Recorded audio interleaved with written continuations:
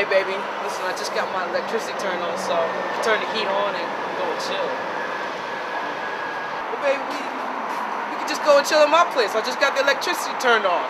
Turn on that radiator and we're good. Chill. Well baby, come on.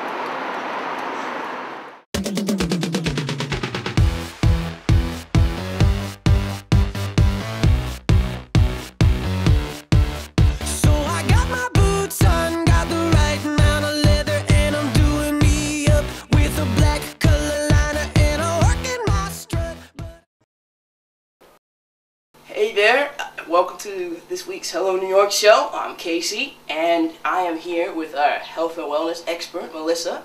She's a nutritionist and a yoga instructor, and she's awesome. So this week, she's going to be showing us some cool yoga moves you can do in your office with a chair, because yoga is good for stress relief, and God knows everyone in New York is stressed out. Yes, now that we're all recovering from the holidays, now we have to bounce back. Yes. And that means going back to work after some days off, which is sometimes a little difficult to transition to. Very difficult, yes. Yeah. So I think today we're going to do some office chair yoga, which will be very helpful in those kind of getting back into stress mode situations, so we can kind of get back out of stress mode. That sounds great. Makes so sense? All you need is just a chair and a little amount of space. Basically, Yes. I mean, you really can do this if you're in a cubicle. That's totally fine. That's all you need is just yourself in a chair. So last time, our first episode, we had worked on cat-cow, and it's super safe for most people, very helpful, and I would say now we're going to modify that while you're sitting, which is also very helpful. So we're going to put our hands on our knees, feet on the floor, comfortable position. Doesn't matter how they're spaced. You're going to exhale, and you're going to pull your belly button in and back. Okay. You're going to drop the head. Mm-hmm. Good. And you can actually keep your arms straight here. Okay. Yeah. And then you're going to inhale and slowly start to lift the chest. Good. Shoulders back.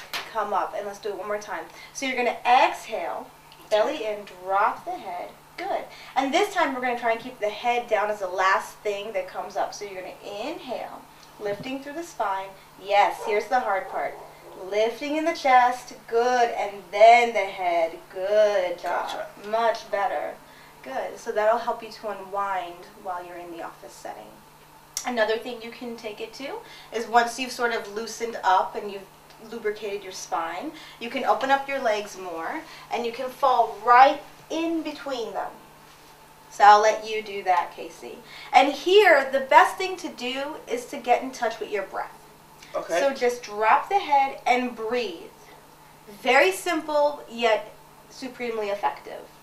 Again, as we talked about last time, getting in touch with your breath is very important to keeping yourself calm and collected and grounded in many situations, including work.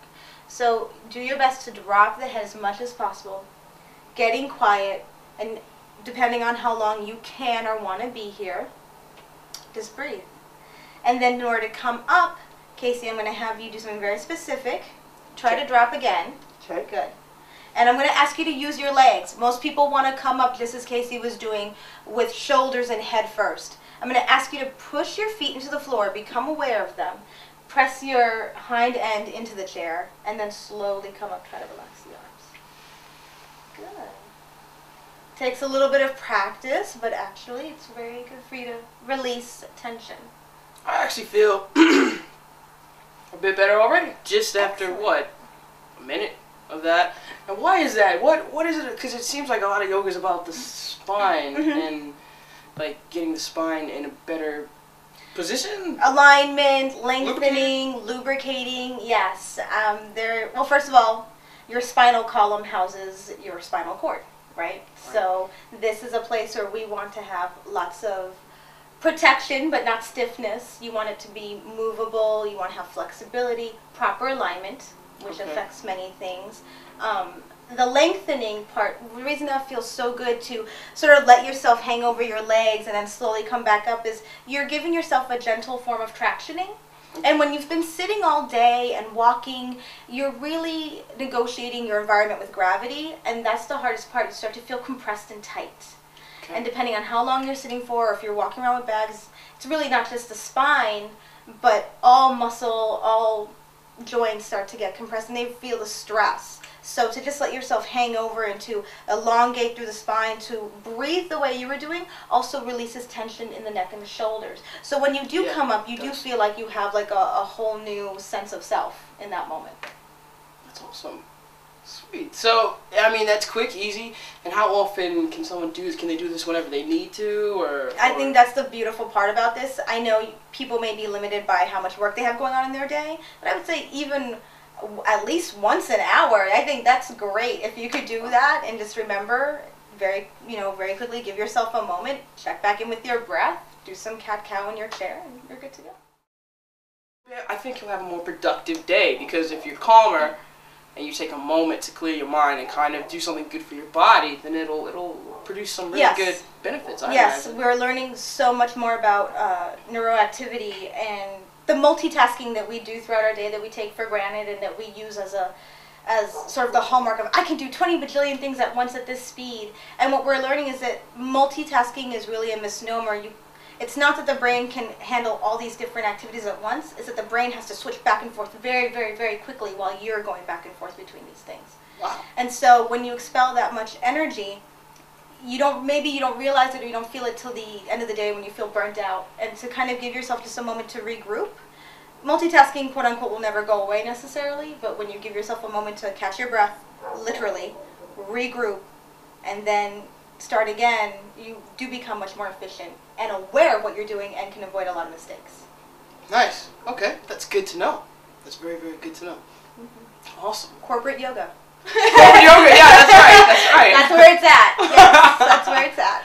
Nice. And I know you do that too, don't you? I do. I have classes in corporate buildings and in offices. Well, what's the most interesting company that you've ever had to do a class for? The most interesting? Well, one of my favorite that I'm doing continuously right now is a toy company. And it's so fun in there because the office is very colorful and there's colored dots on the walls and really fun carpeting and dolls everywhere. So it allows people to get into a more childlike sense of enjoyment. So that's fun. That's really cool. Okay. Yeah, I know. It's Nice, really fun. yeah. I like that a lot. And there's a pretty bamboo plant. Yeah, I like bamboo. Adds to the whole thing. That's the whole ambiance. Yes. Yeah. Nice. Awesome. Yeah. Thank you, Miss Melissa. You're welcome. Hi there, I'm Casey, here with the Hello New York Show, and we're with our health and wellness expert, Melissa. She's a really cool yoga instructor, and yeah, she's always giving us really good tips. And today, it's all about the importance of water and why water is king. It is superior to all other liquids. The elixir of life. Well, it is the basis of all other liquids, isn't it? Yes, it is.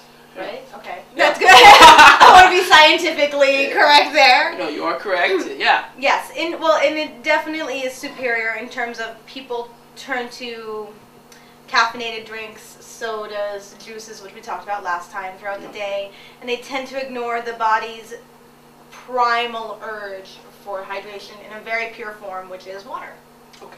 And the reason it is superior to all these other things, even though I think people think that they're drinking liquid, therefore they're hydrating, but what they don't realize is that when you have a drink, let's say like a soda, it takes so much for your body to process and break down what is in that drink that you deprive yourself of nutrition. Did you know that certain sodas, in order to digest them, will leach minerals from your bones? So that's something to be aware of.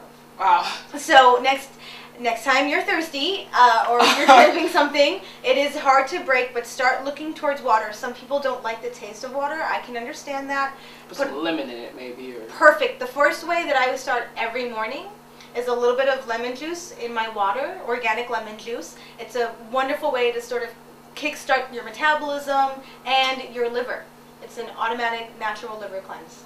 Wow. So that's sort of my coffee in the morning is lemon juice and water. When I drink this myself when I go to the gym or something, I'll have Gatorade or vitamin water is another popular brand. A lot of people say, well, it has less sugar than soda, so it's good.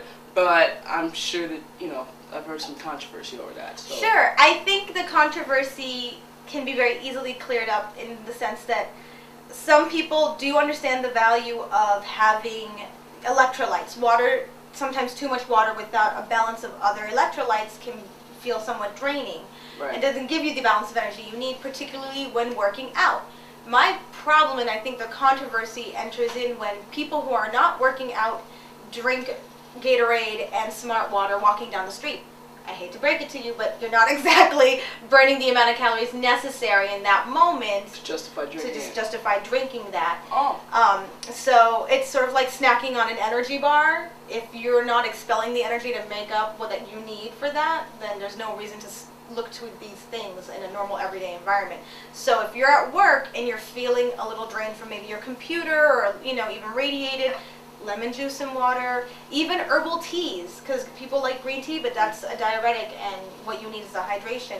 And an herbalist once told me that she loves to give people chamomile teas and other herbal teas because it gives them the hydration they need with the water. Okay. It's not just all green teas or black teas or diuretics. Right. That's really good. That's really good, actually. So, okay. So, as long as you're getting your liquids, so really stuff like Gatorade and soda. Soda's a no-no. And Gatorade. I mean, I guess you could have one maybe like every once in a while, but really water should be the main form of hydration that you're getting in a day. Absolutely. I'm a little militant, so I tend to think of soda as the devil, and so I don't. It is a treat. Soda Coke is evil. Coke is evil. So I don't know if we're allowed to say that. Soda is a treat. It is not to be consumed on a daily basis. You're hurting yourself when you do.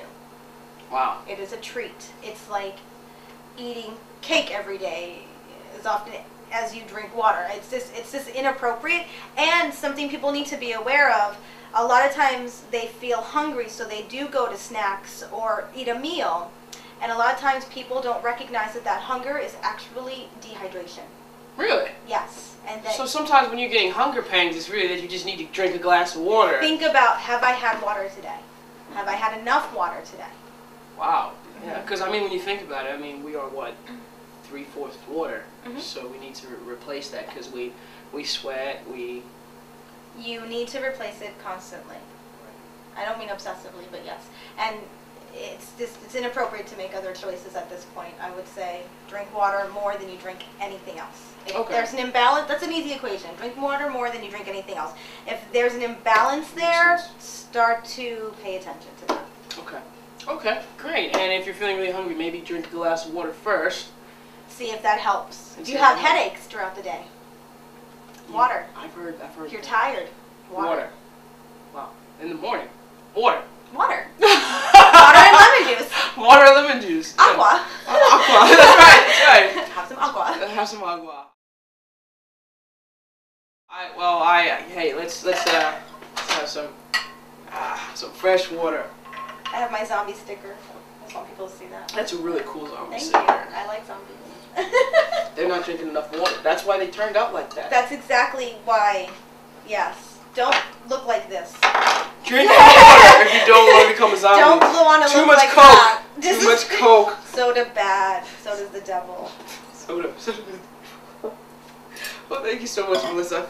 I'm so much better, and I will drink more water and hydrate myself. I feel refreshed too. I feel like the rose. Isn't it beautiful? And it too needs water. And it too needs water.